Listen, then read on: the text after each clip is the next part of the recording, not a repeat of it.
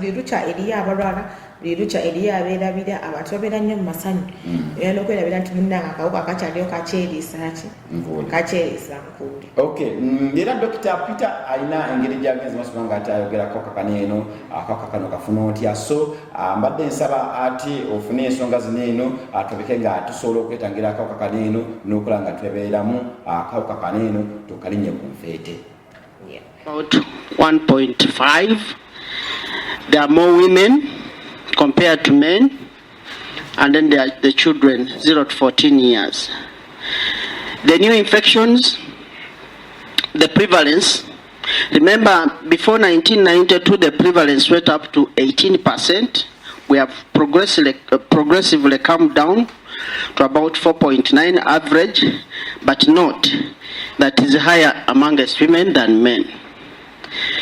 The new infections, annual new infections at about almost 37,000.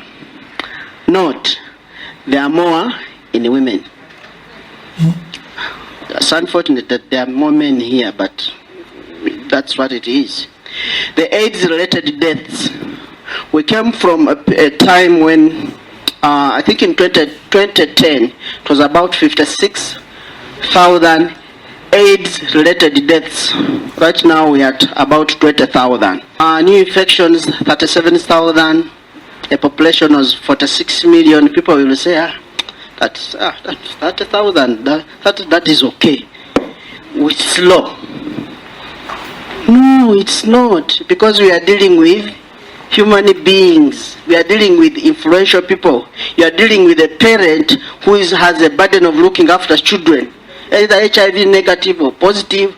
For us, the answer may not lie solely in the choices we make, but in how we sequence them, a challenge our country has historically struggled to address.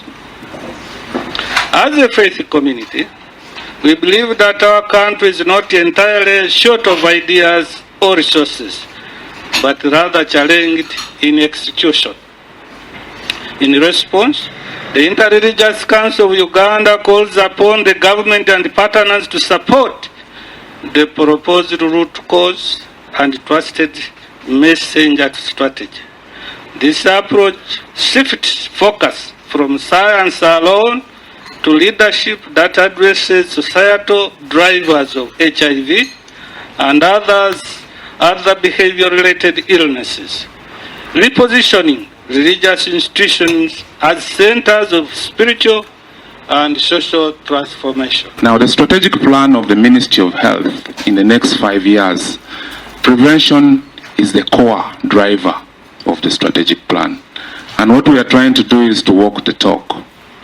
We are doing this through the community health strategy, the CHOOS, the VHTs, and trying to ensure that we have as much community involvement in health. Uganda has made remarkable progress in the fight against HIV. There is increased access to retroviral therapy. Communities are more empowered than ever before. However, we still see new infections. Recently, the ministry launched the nationwide rollout of lenacapavir. This is a long-lasting HIV pre-exposure, a PrEP injection, and administered once every 6 months. 8 persons get infected every hour. Somebody right now is getting infected. It could be in this hotel. 100 per day and 700 per week. Tuli mukubaganya ebirowoozo okulaba nti mbeera ki gye tusobola okulaba nti eteekebwawo nga ffe ekiwayi ky'abannaddiini okulaba nga akawuka ka siriimu tukalinnya ku nfeete. Mu bbanga eritali lyawala nnyo twali twaseetinga strategic target ya 2030 okulaba nti akawuka ko tukalinnya ku nfeete. Waliwo empiso eriwo eyaleetebwa yalonchingibwa ebiseera ebyo ebiyise emabega Ministry of Health okulaba nti eziyizaako ddala ku bantu abamu abali mu mbeera ze twandiyise mu luzungu eziri riske okulaba nga akawuka ako tekasaasaana nnyo mu bantu era discussion zaffe oba enteesateesa zaffe zetuliko wano ziri mu direction yokulaba nti enkola ez'enjawulo bannaddiini ze basobola okukwasaganya okulaba nga eno enkola ey'okuba abantu empiso n'enkola endala ezikwatagana ku nneeyisa z'abantu okulaba nga tetubeera na kintu kimu naye tuba n'ebipooli eby'enjawulo okulaba nti enneeyisa y'abantu ekolebwako era wano eno bannaddiini tulina omulimu gwa nkizo nnyo okulaba nga enneeyisa y'abantu etuukagana n'omulembe oba n'omutindo ogw'okulaba nti kano akawuka kakola ki tekasaasaana nnyo. Tukebeze abantu baffe abagenda okufumbirwa n'okuwasa beemanye ekituufu kye bali ate era okubeera nti engeri ennaku zino mu bulamu obw'ennaku zino abantu tutambula nnyo. Omuntu agenda mu mawanga ag'enjawulo, omuntu ku lunaku lumu ayinza okutambula Uganda n'agizingako ate n'akomawo, naye ng'ate oluusi embeera tezeewalika okubeera nti omuntu gy'atuuse eyo ayinza okubeera nga ayise mu mbeera eziyinza okumutuusaako ekintu kino. Abamu tulowooza nti obulwadde bwa mukenenya bujja lwa bwenzi kyokka, naye ate waliwo amakubo mangi nga bwe tumanyi obulungi agayinza otuleetera ekirwadde ekyo oluusi nga tetutegedde na kutegeera nti tukifunye.